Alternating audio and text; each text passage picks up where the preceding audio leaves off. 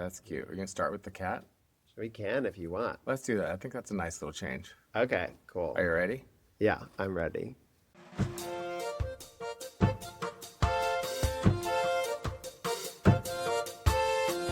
Welcome to Strange Coordinates, the show where we use brands as roadmaps to arrive at surprising places. I am Robert Balog. I'm Topher Burns. This is my cat Mildred. And along with Robert and I, Mildred doesn't have anything to do with it. Robert and I, along with our partner Idon, lead an advertising agency called Territorial. We help brands find their place in the world by exploring how history, culture, and desire give us insights about what is cool about being human. Yeah, that's right. So that's basically the premise for the podcast. So every episode, one of us gives the other a brand to explore, and that person then has to go out and dig up some stories about that brand that are going to be the most compelling. Those could be stories that are personally appealing. They could be stories that have cultural resonance. They could be stories that are slightly discomforting. They could be stories that are calming and peaceful. Whatever they are part of our project to use brands as compass points to discover more about the world around us. And today, Topher, where are we going? What is it? What are we doing? What are we discovering today? Well, it's first off, it's kind of hard for me to realize that this is the first time I've ever put my cat on a podcast because I feel like it seems more on brand for me to have done this earlier. I'm glad it really you does. did it though. Yeah. We were away for the weekend and she just gets a little clingy when we're Both of you were away? Yeah, Jake and I both went to Berkeley for a little bit. Oh, cute. And did she just hung out by herself? We have a cat clove sitter cigarettes that comes by, and I would respect that a lot. She did kill rats. Oh, okay.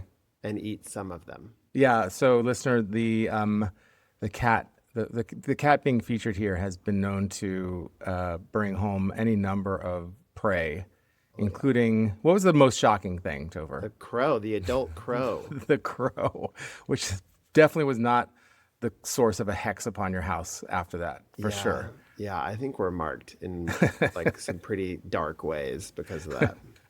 But cat prey aside, what are we here to do today? Well, we were going to explore the world of Post-it because I had, speaking of cats, a little cat Post-it note stack on my desk, and I'm pretty sure that's where the idea came from.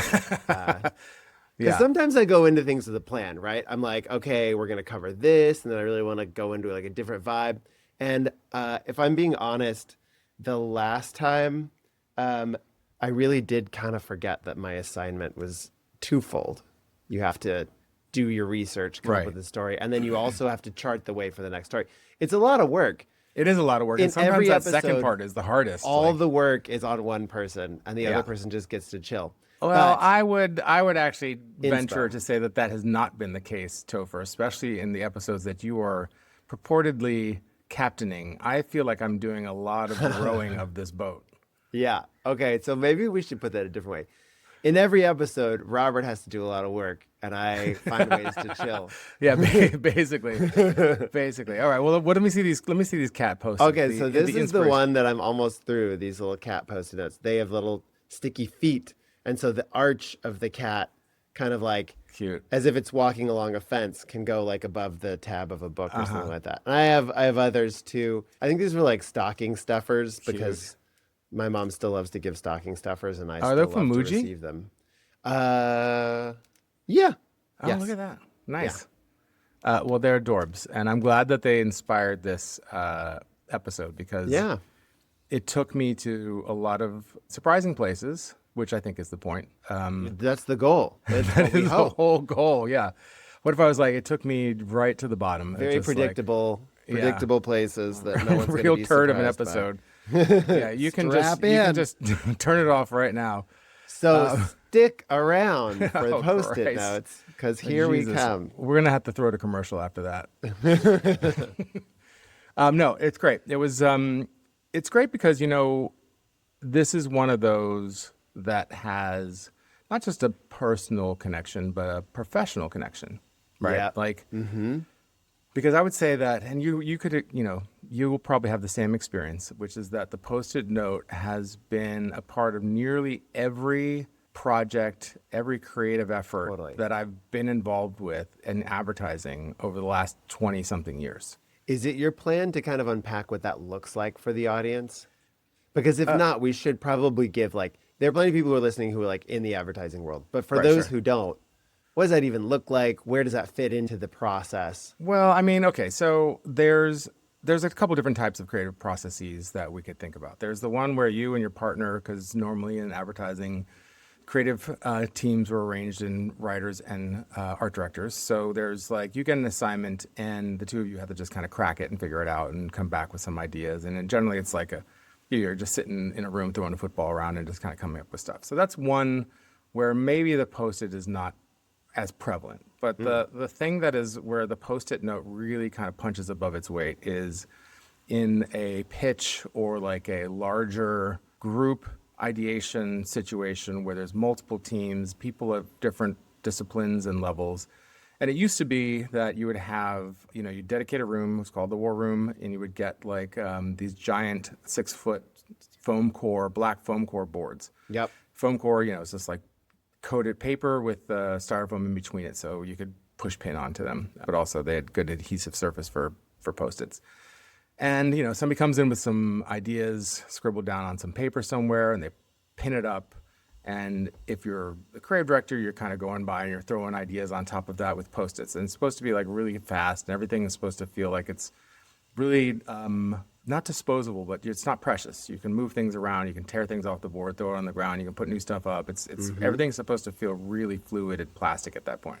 And so, there's the Post-it as the kind of signifier of like, let's go to this direction, let's do more here. It's an editorial tool there that's adding to ideas. Then there's also the kind of sessions where it's just like, okay, write it down and throw it on the board. Like we need to get 50 ideas out in the next half hour, so everybody just grab a pad of Post-its and throw things on the board. And so you'll just see a room that's just covered in, basically every wall has these boards leaning upon it, and every board is covered in paper of all different sizes with the bright Post-it notes popping up. So that's kind of like, that is the source of every, I would say, across agencies throughout the last 30 years prior to like the pandemic. That was the engine of group creativity. That was it. That's what it looked like. Yep. And you would know, like you'd walk by a room and you'd see it completely like glittered up with like 5 different colors of Post-it notes in like big crazy person clumps and stuff like that. And you would know like, oh, they're doing some work in there. Yeah, I feel like it's a lot different than like if you were to go to a, like an app company during the same time period, where the Post-it note I feel became more of an organizing tool. Like, it was ideation, but it was really about like functional organization and things like that. And so maybe a bit more orderly than the chaos that was the war room at Ogilvy. But what's amazing is that, this device has become central to that type of intellectual thought experiment, exercise, whatever you want to call it, across industries. Like it really has made itself central to that human activity in a way that is certainly unthought of by the people who invented the Post-it, but also maybe surprising to people just in general. And we're going to kind of dig into that because I really want to explore why Post-it notes are so useful in that context. I think that's really what stirred me today. And so, So we're going to look at quickly kind of look at 3 different reasons why Post-it notes are really, really useful in those situations, in the brainstorm situations.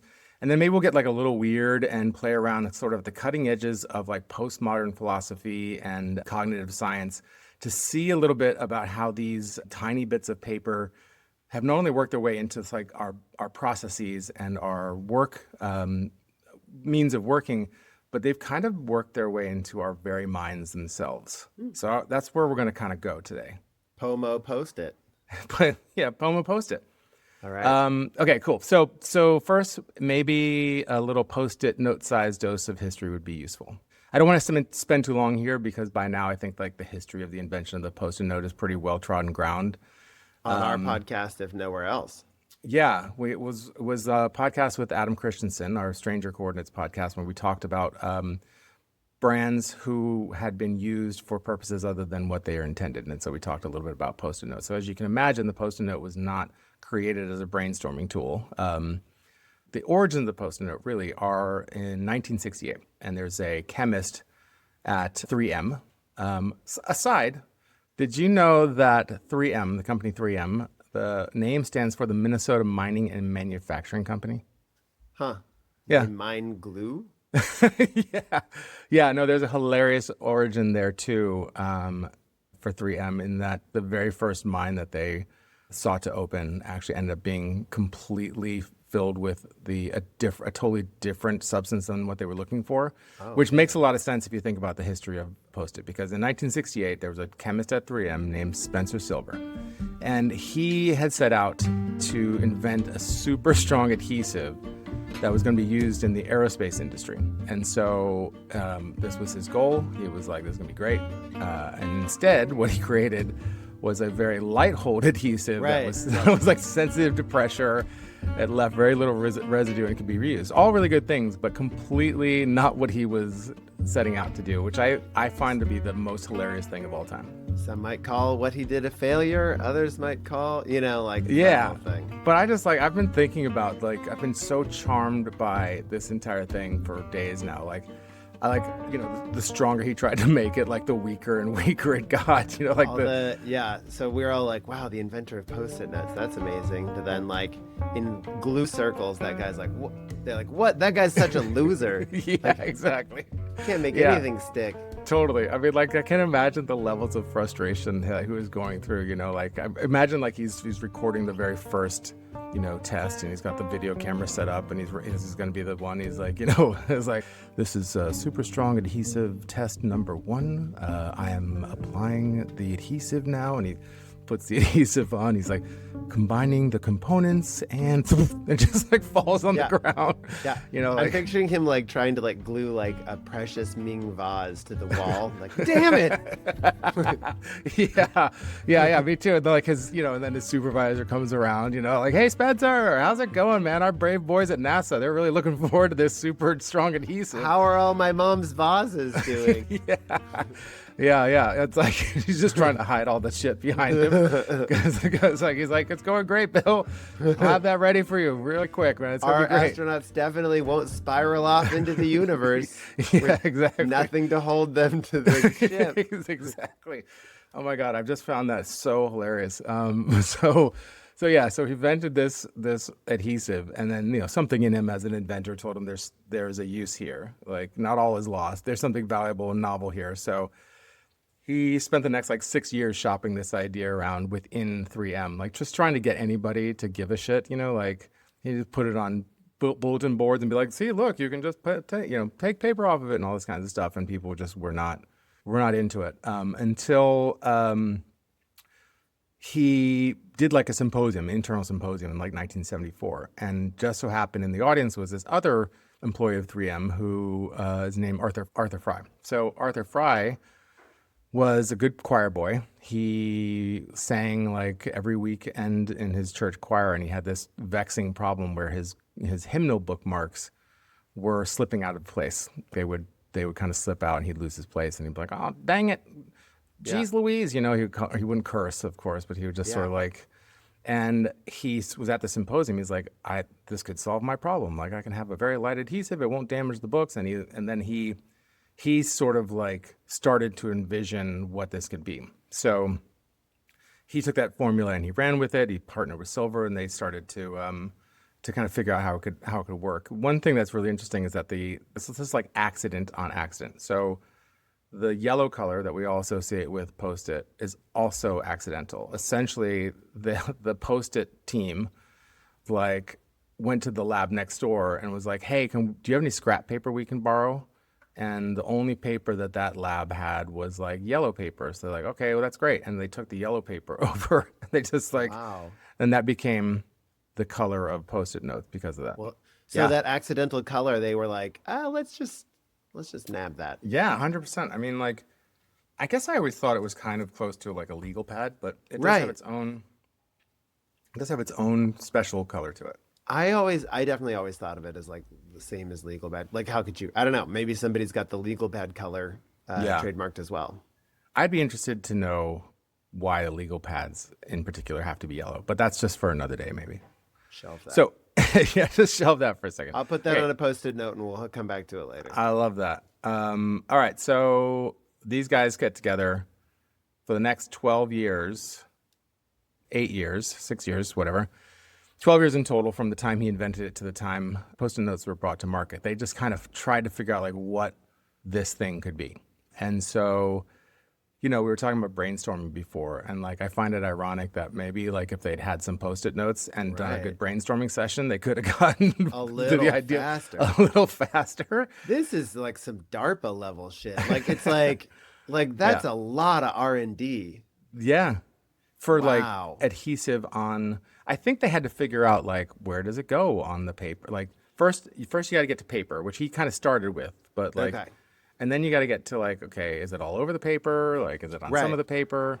I've then it's always like- been mystified by how when you pull it apart, how is the glue only on this one and not on the pad? You know what I mean? Well, that's the whole thing. It's a low residue glue. That was the entire. But how does it get genius on of it. one but not the other? You know? Yeah. I don't know. Yeah. Like, Why doesn't it come off both and just? right. Why don't they kind of split apart and they both have the equal amount? Like if you Yeah. put like a piece of chewing gum between two Right, pieces yeah, of yeah. paper, it would stick to both. Right. That one kind of had them confounded for about 2.5 years, I think. Yeah. So they're doing this for 12 years. They could have kind of brainstormed it. And so, and then I think that's what to me is so interesting is that they launched this product into the world. It had many, many uses, but it has become truly synonymous with a very particular commercial use, which is like this kind of ideation brainstorming session. So much so that like as these processes became digitized, this was an object that was brought into that digital world to serve the same purpose, which is really interesting. Like, in the digital world, theoretically, it could have started with anything. We could have just recreated what that tool was going to be. Yeah. But if you open up like a Miro or you open up like Figma or Mural or whatever, you have an option to use what is essentially a Post-it note. They just call it sticky note, but it's a Post-it note, like a Post-it note to do the same thing even in a digital space. So like the power of that and the connection of that to kind of like group creative thinking is so intense that it survived this massive transition into digital collaborative spaces. Yeah. So let's take some time to like just explore what makes them so useful. And I'm just going to suggest 3 things that make them kind of essential creative tools. And so let's start with brevity, the idea of brevity. The classic Post-it note is 3 inches by 3 inches, and that's like a really small canvas. They were sort of built to be like just kind of quick little things, and that brevity is really key to their use in brainstorming. So Topher, have you ever written multiple sentences on a Post-it note? Like it's just not a Yeah, you not just a don't thing. even use punctuation. Yeah. It's like totally unnatural, which is actually funny because it, as I was thinking about Post-it notes, cultural impact, one of the things that always comes up is people like, oh, Post-it notes were used in Grey's Anatomy, and I don't know if you're a Grey's Anatomy fan. No. Okay, I'm not either, but so I ended Sorry, up, Ellen Pompeo. yeah. Well, there's like one of the most famous pop cultural uses of Post-it notes is McDreamy, who I'm sure you've heard of just because Sure. yeah. So McDreamy and Dr. Gray are trying to get married, and their schedules are so busy, and they can't figure out when to go to the courthouse to get it done. And so he's like, "Oh, let's do it right now." And he asks if she has paper, and she says, "I have got Post-it notes." And so he begins to write their vows down on a Post-it note, and it's like kind of deeply uncomfortable to see somebody work on a single Post-it note that long. Like, he's like, okay, what's the first one? And he's like writing it down. He's like, okay, the second one. And he's writing it. And I'm like, why are you still writing on the same Post-it note? This is crazy.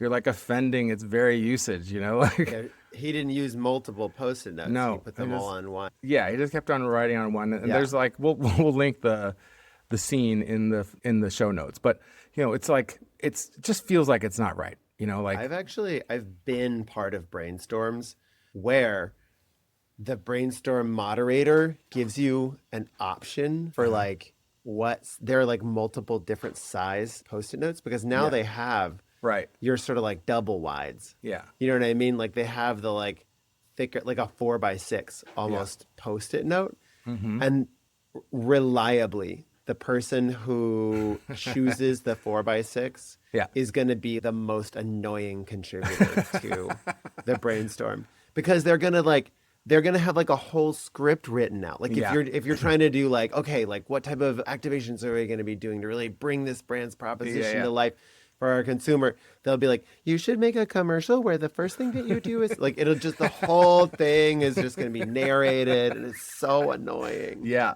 Yeah. Yeah. You could see it just coming because also the peel is like, Yeah. Yeah. You can't just pop. Yeah.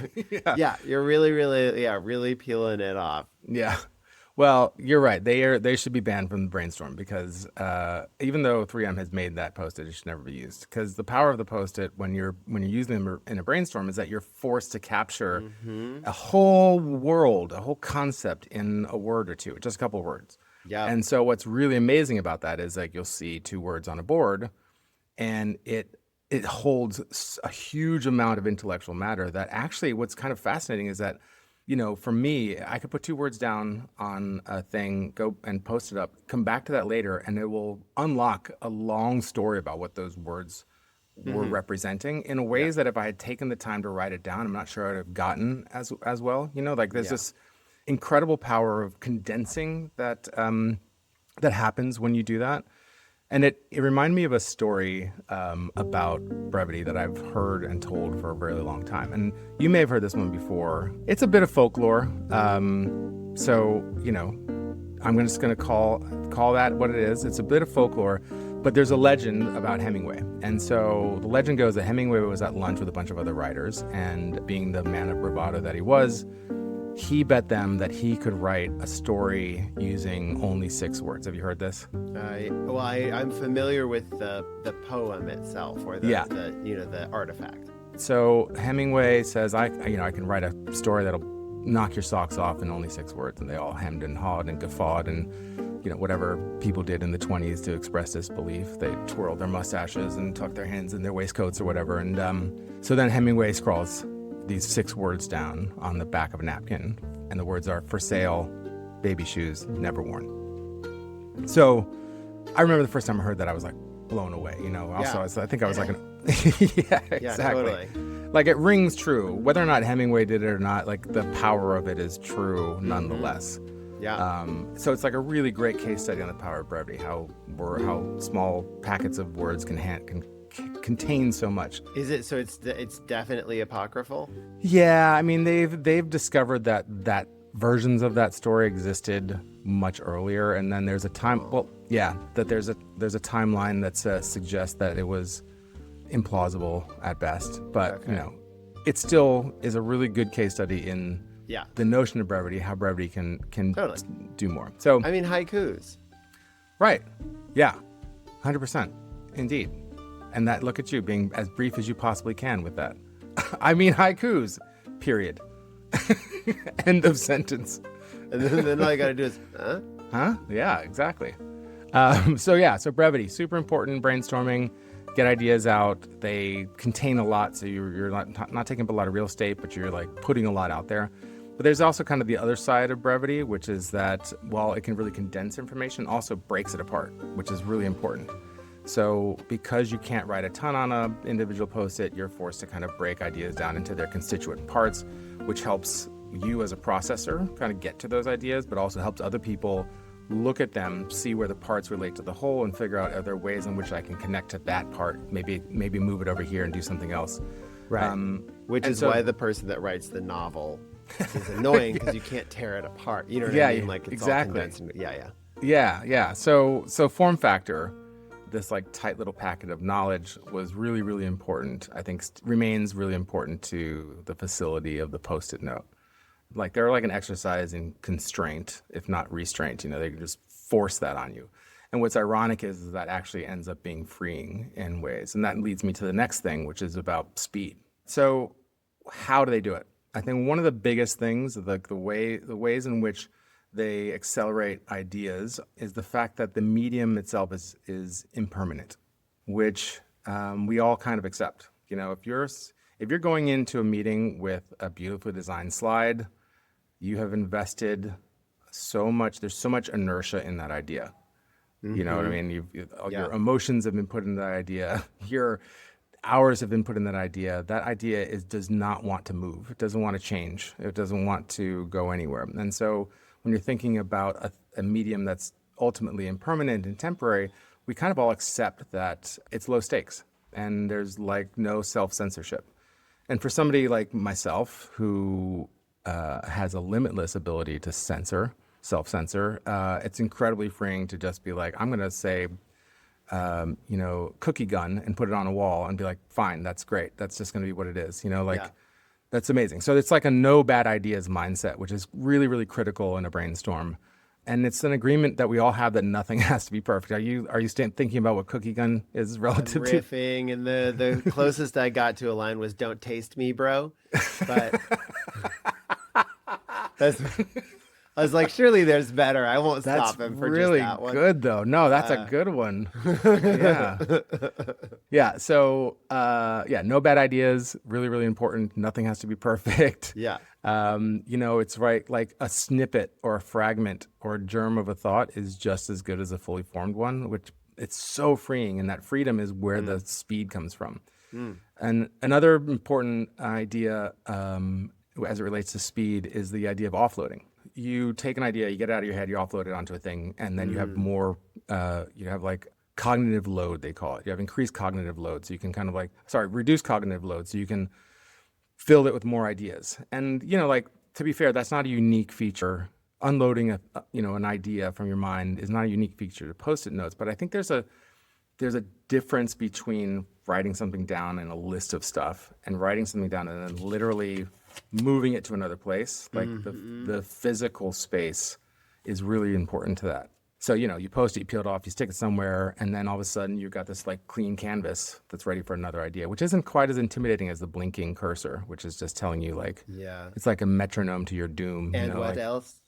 Yeah, exactly. So speed, really important. What I want to do now is I want to test this speed theory, if that's cool. Yeah. So I want to do a little speed test, and you're going to be the person doing the speed test. Fun. I'm going to need two things. You need to get your Post-it notes, your pad of Post-it notes, and can you open up whatever app you generally type notes in or like brainstorm in, like a Google Doc or something like that. Yeah. Hold on. You got your thing open? Yes. This is riveting audio, by the way. This is. Well, we're getting the clickety clack. We're getting there's going to be some notes eventually, I think. Okay, we're going to use a subject that is connected to Post-it notes as the subject you're going to be brainstorming against. Okay, so everybody knows that Post-it notes make a massive plot appearance in Romeo and Michelle's high school reunion. Absolutely. Yeah. So basically, when they're going to their high school reunion, they claim to have invented Post-it notes to improve the A group girls that tortured them when they were in high school. And it's interesting. Arthur Fry, who was the inventor, one of the co-inventors of the Post-it, gets asked constantly if he's ever seen that movie, and he's like a huge fan, basically. Oh, and, yeah, isn't that cool? That's generous of him. Yeah, he gets asked about it all the time, and he's like, "I love the movie." He even participated in it. So when Michelle gives the bullshit answer about like how she came up with it, he supplied that to her, and it's complete gibberish. Yeah, isn't that cool? That's amazing. Yeah. Okay, so at the end of that movie, I'm going to do a spoiler for most people, but at the end of that movie, there appears a clothing boutique that's called Romeo and Michelle's Glamorous Fashions. Are you familiar with where that comes in the plot? I don't totally remember, to be honest. But Okay, so anyways, they open up a store basically, and they name it Romeo and Michelle's Glamorous Fashions, which is a turd of a name. So what I want you to do for this exercise is give me ideas for how to rename that boutique to appeal to Gen Z consumers. I want to see how many ideas you can come up with in a minute. First on. Am I typing first? First typing. Yeah, okay. First typing. We're gonna kind of go through them. Okay. We're not gonna stop in the middle. We'll just do typing, and then I'll call time, and then you switch media, and then you'll do Post-its. Okay. Yeah. So get ready. Get set. Go.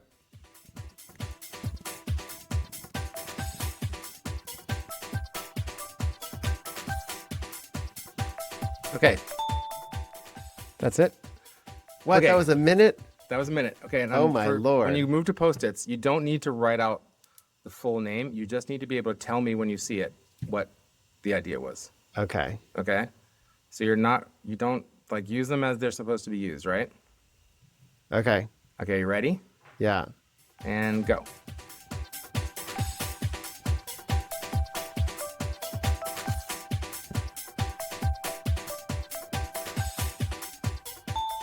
That was a minute. Okay. Okay. First of all, let's hear some highlights before we do the tally. Let's hear some highlights from across your selections. Like some of my faves. Yes. What are some of your faves? I would say, so the thing that I was getting stuck on a little bit is I really wanted it to like land with Gen Z. Yeah. And so I started getting like into the tropey shit. So Yeah. Riz by Romy is maybe my fave. That's so good. Okay, Riz by Romy. Michelle got booted. Michelle got booted out of the Yeah, game. she didn't fit with the.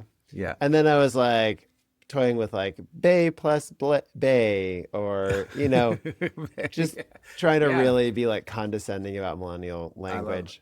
That's amazing. Another one of my favorites was anachronistic because it wasn't the correct timeline. Yeah. But for whatever reason, I said 80s for ladies. I mean, I love it. But like, you know, they were 90s, so like I don't Yeah. know where that came from. That's fun. In my note-taking one, Yeah. I think my favorite there was just like totally Romeo and Michelle, because that felt, Yeah. you know, like actually them, you know, like I was trying to be them. Uh-huh. But I also had go ham fashion and swipe left for fashion. I like go ham fashion. Yeah. Yeah. My very first idea was R&M do clothes. You know, you got to get the brain Yeah, just kind of warmed up. going. And now that's actually, you make a good point because you did start with, you know, you got your engine running on the note taking versus the post-it Yes. notes. So tally wise, where did you land in terms of which has which? I had 4 in the first one, and I had just these 3 in the second one. So three man. Post-it notes.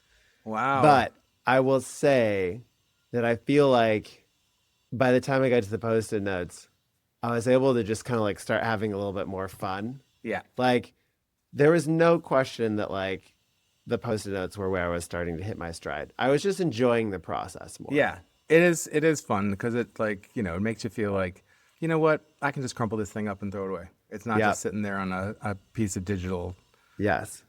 paper forever. It made it Okay. easier for me to like put something down that I knew wasn't that great. Yeah. Less self-editing. But I was kind of really trying to like, oh, I got to land something in the Gen Z world. So Okay, well, I really appreciate that. You've been such a great sport, and we're kind of rounding home here. This has been a journey. So last thing I want to talk about Post-it notes, and I think we've discussed a little bit when we were talking about like agile methodologies and people doing app pipeline planning and things like that. And it's the idea of spatial organization.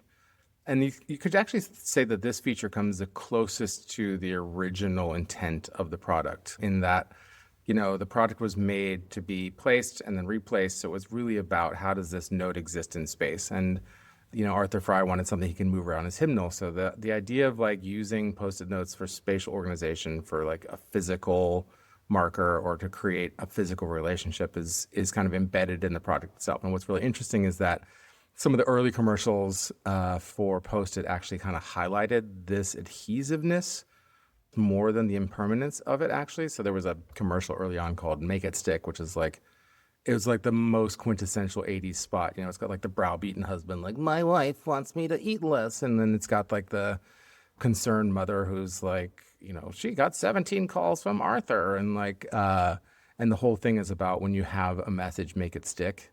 I think we'd look at that now and say that's really strange positioning because it's not really about your message sticking. It's about the message being light and like not sticking, about being movable and like being pushed around and being able to be reassembled. And like for the purposes of brainstorming, that's really important. That kind of brings me to this very strange place in my brain, which is when you think about all these things, this idea of brevity, this idea of condensing thought, the idea of breaking down things down into their constituent parts, the notion of speed, of making a lot of things really quick, the idea of connecting them in networks, of arranging them in relationships to one another. This all sounds like the way in which the brain actually works. And the reason I think that Post-it notes are so useful in brainstorms is because they don't just support the mind, and they actually become part of the mind. So, Topher, have you ever heard of the extended mind theory? Is this a thing you've ever heard of? Maybe. I was talking about something kind of similar with a friend this weekend, but the term itself, I don't feel totally confident that like the thing I was thinking about is exactly that. Okay, cool. So the extended mind theory is it's an idea that came out of like the mid-90s in the field of cognitive science, which is philosophy meets neuroscience. And the extended mind theory posits that the mind is not exclusively contained within the brain or even within the body, but that the mind extends into the physical world. And that means that things outside of our brain can be considered part of our cognitive systems. I think we all intuit this now, like in the world of smartphones, we all think, oh yeah, radical idea. Like it really reset the way in which a lot of people started to think about mind, or to think about self, think about connection. And it's important to kind of distinguish between the mind and the brain. So the mind is not just a computational activity of the brain, and it's not the same as consciousness either. The mind is sort of the sum total of all the things that the brain is doing, both subconsciously and consciously. So the way in which they explained it, I thought this was really, really helpful. So the example they used was this. So imagine two different people, one named Inga, one named Otto. And so both Inga and Otto would like to go to the Museum of Modern Art. There's an exhibit showing, they want to go see it. Inga checks in with her memory, and she pulls up from her memory that she knows the museum is on 53rd Street, and so she heads out to the museum. Otto, unfortunately, suffers from Alzheimer's disease, and he carries a notebook with him where he's written down all the important things he thinks he's going to need to know, all the important information he's going to need. So he has no memory of the address, but he knows that it's in the notebook. So he consults the notebook, he's got the directions written down, and he goes to the exhibit and he sees the exhibit. And so the extended mind theory basically says that there's really no meaningful difference between what Inga did and what Otto did. Those processes are not identical, but they're functionally indistinguishable. They previously stored information is now used to guide current behavior. And it's really interesting to think about how this theory kind of resets our understanding of the sort of boundaries of the self and where the mind and the external world coexist, and also where minds can coexist. Later they took this research and they said, what should we do with this? And they made a movie called Memento. Yeah, like, you know what? That's right. You know what? Let's take this theory of extended mind and let's mix in something that we know kids love, which is back alley tattoos. Right. Yeah, exactly. And we'll have ourselves a hit. Yeah. Yeah, I mean, it's really interesting because, so when this theory came out, people said, oh, it's not the same thing at all. Like, Otto doesn't have access to the notebook at all times. What if he loses it? And then the people who came up with the theory were like, well, what happens if Inga gets a concussion? Or what happens when she's asleep? That memory is not accessible. Just is as inaccessible as the directions that were in Otto's notebook. And so, the idea of mind as being embodied, externally embodied, was really, really interesting. There's an amazing New Yorker article about this whole thing that I'll put in the show notes, but they summed it up really clearly for me, I think, where they said that any human who uses language to think has already incorporated an external device into their most intimate self, and the connections only can proliferate from there, which is really, really fascinating to me. I was having this relates to the conversation that I was having this weekend with a friend. Oh, cool. Because we were talking about technology and AI, and it's the thing that everybody's talking about, and he was kind of like, well, I don't know how I feel about machines doing my thinking for me. And I was like, right. You're already a cyborg. What are you talking totally, about? 100%. And he was like, what? And I said, besides the fact that anecdotally, exactly as you were talking about, we can be like, well, you're using an external device to sub in for thinking in so many parts. They've also done a ton of research that just shows like how different brains are in the presence of smartphones. And usually the like mass consumption of that type of information is like, right, like we're all dumber because we have smartphones, but that's actually not really what science is showing. It shows that like we are no longer needing to remember facts and like little like dates and things like that, but instead what we remember are the ways in which to access them. So our neural pathways that allow us to access like what date something happened aren't strong, but our neural pathways that allow us to like know where to find that information and how to correlate that with other information are very strong and stronger. So it just replaces the types of things that your brain thinks that it needs to do. Your brain is already different because you carry a phone. So like that does make you a cyborg. Yeah. And it's not that we're forgetting things. We're remembering them in different places. Yeah. Which is really interesting. And we're sharing that memory. We all can access the memory. Whereas like a thing that I experienced is accessible mostly just to me. Now our memories are actually accessible by everybody, which is really, really interesting. So I started to think about the extended mind theory and like what's actually happening during a brainstorm and like, you know, these pieces of paper becoming, I don't want to call them tools because they're not tools. They are externalized mind. Like they are ways in which your mind is extending into a communal space that is like made even more powerful by this really modest little device. And I think about all those black foam core boards that are littered with, you know, Post-it notes that I left. You could say I left in more ways than one. I left a good part of my mind at Ogilvy. Yeah. But that's what's amazing. It just makes them so powerful. They're like they so perfectly fit the natural workings of the mind that wants to condense and wants to arrange and wants to work with fragments and wholes and wants to organize and do all these kinds of things. They're like the ideal partner, the ideal expression of that, which I think is so, so cool.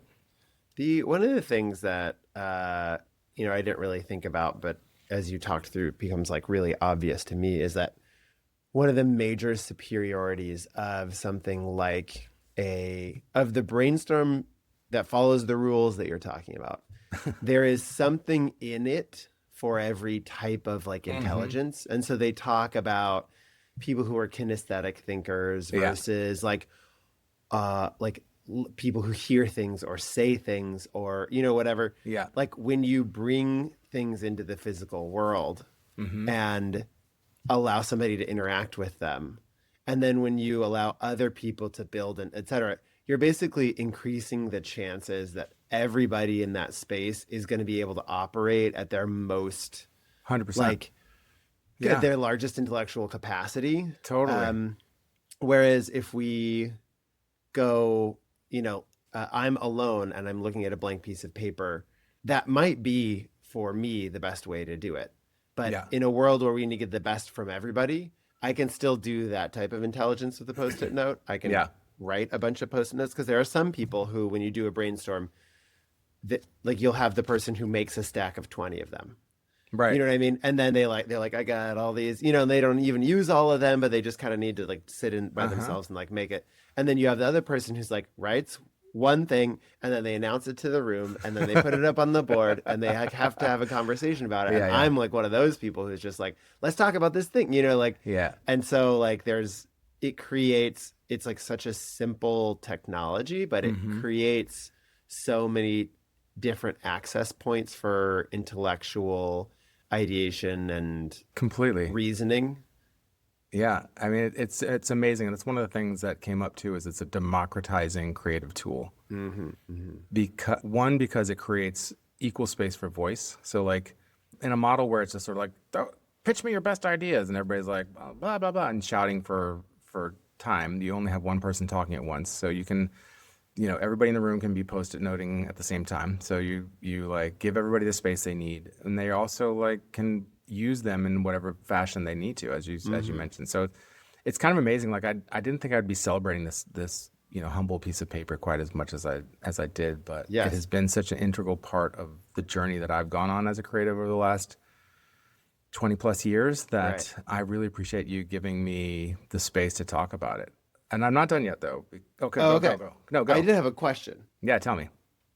Um, would you say then, because it feels to me like based on kind of what we've talked about today, Yeah. would you say that the way in which you garner the format in which you garner the most utility from this invention is the brainstorm? Yes, for me personally, yeah. Because it feels like we like focused on that, That's so, yeah. and that I totally see that. I was it was interesting because when you were talking about the 80s commercials, Yeah. that's the other way in which post-it notes are the most salient to me. So there's the our professional lives, Yeah. um, which I think you've really done a phenomenal job kind of like exploring and seeing the different ways in which kind of like this not only was invented, but then was brought to life in a way that maybe is the like the quintessence of post-it note Yeah. is the advertising brainstorm. Yeah. I think that's fair. I would say the like penultimate quintessence Uh-huh. of post-it notes is my mom leaving notes on the door to the garage so that we remember things that we need to take to Uh-huh. school or that to do a thing or remind us of something. Mm-hmm. And it feels to me almost like brainstorms still, this is still relevant. But my Right. mom writing a little note to stick on like the garage door or the refrigerator is now just a text message. Well, listen, it's really interesting you brought that up because there is research to suggest otherwise. And this is one of the routes I was going to go down. Mm. There was a study done, and I'll find that and put it in the show notes. There was a study done about the persuasive power of post-it notes. So it was Oh, a researcher was looking at how to compel people to do surveys, to take surveys. And I think it was done initially on an internal basis. And so they did a control group where they sent out the requests, like a form letter for like, please take this survey. And they sent it to hmm, people. And then they did a group where they sent out the survey and they put a post-it note on it and a note that said, hey, yeah. Bill, would love if you gave this a look. The response rates were off the charts for the post-it note survey group. And Yeah. pretty standard for the other one. So they did it again. They tried to figure out like what can we play with the variables? Is it handwriting? Is it all these kinds of things? And it was just sort of Hmm. like the post-it note as a vehicle for that type of messaging, that sort of message, that layer on top of something else. Yeah. The layer on top of an environment was effective, and there was like multiple reasons why they thought that was the case. One is that it's sort of like the color and the shape. Your brain doesn't want it there, so you pay attention to it. Mm. You're like that doesn't belong It is there. intrusive. It's intrusive, and so you focus on it. And Yeah. so, like, how do I get rid of it? I'll comply. Yeah. There is like the idea of it becomes like a personal. It's like a commentary on the thing underneath that Hmm. is like creating this interesting way of the recipient understanding the thing. So yeah, so it does still have a lot of power in that regard. Mm. And I don't think its use in that realm is dead, but I I like don't get a lot this. of like post-it notes around. Whitney does not put post-it notes around the house telling me like follow your clothes or whatever. That's not Right, like right, I don't know why everybody who's a nag has to have a New York accent. right. I'm not going to read too deep into that. Yeah, it's like we My don't. mom, my mom being from Manhattan. I it's funny too because like this is not to get too into the domesticity world, but this is an argument Jake and I have a lot where like if I need to remember something, I need to leave it out. Like that is the way I remember to Yeah, do something is if right. it sits there and like shows me that it's there. Mm-hmm. And Jake's very valid rejoinder to that is like, well, when you forget to do it, then that just means the thing's laying around not being done for days at a time, which is also fair. Yeah. But it's like, I don't know if that's because my mom trained me on physical reminders. And so, like, that's just how my brain Mm-hmm. is now wired, Right. or if that, like, always was the case. But, like, I do, I do think that this kind of bolsters something that gets ignored or minimized a lot in advertising in general, which is like the deep impact of intruding physically into somebody's world. You know, the system likes the things it can optimize and it can easily measure. And so it loves digital ad impressions Right. and digital ad interactions because those are so easily tabulated and, you know, indexed. But like the thing of putting a little note on a product can have a massive amount of impact, but it's much more difficult to measure. It's difficult to operationalize. And so in some ways, I think that this is an interesting reminder that just like, not just from like the ideation standpoint, but in the world of advertising, what else can the Post-it note teach us after we come up with ideas? Yeah. No, that's really good. I love that challenge. And I think there's a connection point between what you're talking about, which is like when you put the Post-it note down, you've externalized yourself a little bit, and you appear to the recipient. You're kind of there for them. Like you are. It's not just a note. It's a vessel. It's a bit of you there, you know, that you can't really get in any other way. And so it connected me to the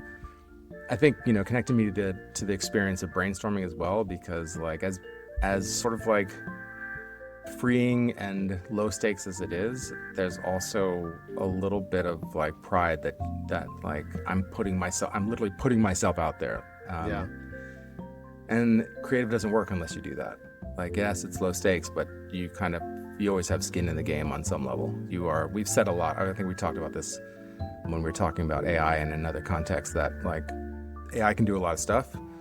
The secret to good creative, I think, has always been the person processing the information and responding, feeling something, having a reaction, having a thing that stirs them and that comes out in a certain way that cannot be replicated by, machine learning. Yeah. Well, that was our Post-it journey, Topher. I hope it was a fun one for you. I certainly had a great time digging into it. I enjoyed it. Nice. I enjoyed it quite a bit. Now tell me, Robert. Yes? Oh, right. There's another part to this assignment. Yeah. What does it say? Brand? Nice. I love it. What brand? Ooh, I think, man, you know what? That inspires me to do a reveal. Oh, yeah. Oh, this will be good. This will be good. The only other thing I was thinking about while that we didn't cover is that massive bump that I think Post-it notes got when everybody was like, wait, Mark Zuckerberg is using my phone, my laptop's camera to spy on me. And so everybody had their like the Post-it note tape like put over the camera. Oh, yeah. Oh, God. Yeah, that. I feel like that was just like, an entire forest's worth of trees for a year. Just like, I've just spent the last hour extolling the virtues of the Post-it note, but the Post-it note is not strong enough to stop the Mark Zuckerberg from harvesting media data. barons from harvesting our data. Sorry. Yeah, exactly. I apologize, but he doesn't need your camera. Yeah, exactly. He owns every other piece of you. Seriously. Okay, Topher. So, we both are people who we're jovial, we're loyal. Conviviality. Yeah. We're loyal. We can be irrepressible at sometimes, we can just have a sort of buoyancy that doesn't quit. Especially you. I think I get a little more down in the dumps, but I think you have a kind of like, Not this morning. This morning I was a little cranky, but this morning you were a little cranky. I bounced back by the end of the conversation. I was fit as a fiddle. Yeah. It's qualities that I think I certainly appreciate in the newest member of our family, who is Babette. She's just a wonderful English Springer Spaniel who is just the sweetest thing ever, and just all joy and happiness. And so I think it's time for us to take a little journey into the world that Babette knows maybe more than we do. And I want you to explore Can you see it? Is it Milkbone? Milkbone. Ooh. Iconic. I couldn't read because I have like my screen's being a little glitchy right now. Yeah. So I couldn't read, but I saw the shape. Just the shape and the like number of the form of the letters and was like, I know what that is. Yeah. Fun. I actually find the name so interesting. This is actually, for me, this is kind of like it's a return to origins for me because we started, Mr. Goodbar was the very first one we ever did. And I was like, what the hell's up with that name? Right. Not that you need to dig into the name of Milkbone, but it's always stuck in my head because I'm like, these are incongruous things that are together. I never bothered to interrogate it in my head. Yeah. Off the top, I'm going to say the initial intent was we blended up bones with milk and we put it in this because that's what dogs love. Yeah, Have totally. fun with it. Yeah, exactly. So we'll have to find out if that's the case. Yeah. When you were describing things, I was pretty sure you were going to say Prozac until you got to it. I mean, we have not done a pharma one yet, and I think that's a glaring. We could put that in our little parking lot for later. Yeah. We can I love that. revisit that later. I love it. I'm excited. I will get into. I've lived in the pet space. Did you tell me to bring my cat into the? No, I honestly did not. Because you were thinking about this. Wow. No, I did not. I was kind of hoping Babette would make an appearance, but the she didn't. universe, has thematic bent today and likes to give us a little foreshadowing. Fun. This is going to be a great one. Yeah. I'm excited. This is great. I thank you again for participating so heartily in this journey as well. I think couldn't have happened without you. Riz by Romy. Yeah, it's not bad. Honestly, by Romy is not bad either. Just like it's like Byredo, but like. Ooh. Oh yeah, I agree. I like that. All right, so for more, forgettable taglines and names, join us next time. You, our loyal listeners, have been joining us on Strange Coordinates, the show where we use brands as roadmaps to arrive at surprising places. Your hosts are Robert Balog and myself, Topher Burns. To learn more about our agency Territorial, go to our website. It is weareterritorial.com. Join the mailing list. We have been launching some new work recently, which is pretty sick. I also wrote a little, I got a bee in my bonnet about branding fundamentals in the most recent Superman movie. Yeah, you can find that on our LinkedIn. That's a great one. Or you can, maybe we'll email it out. But just find new ways to connect with us. And in the meantime, thank you everybody for joining us. And Robert, thank you for leading us on such a wonderful journey through the world of ideation via Post-it notes. Yeah, absolutely. Do you think we need to say that, do we need to revise the show description as the show where we use brands as Post-it notes to arrive at surprise? No, we don't need to do that. That doesn't work with Territorial or Strange Coordinates. I mean, only if they sponsor, I'm totally good. Yeah, hello. Yeah, hey 3M. Yeah, we can say sticky notes until they... Yeah, exactly. And never mind that stuff I said about you having a failure at the very beginning of your company, 3M. I'm sure you've done glorious things since then. So, all right, everybody. Thanks so much for listening. We'll see you next time. Take care. Bye.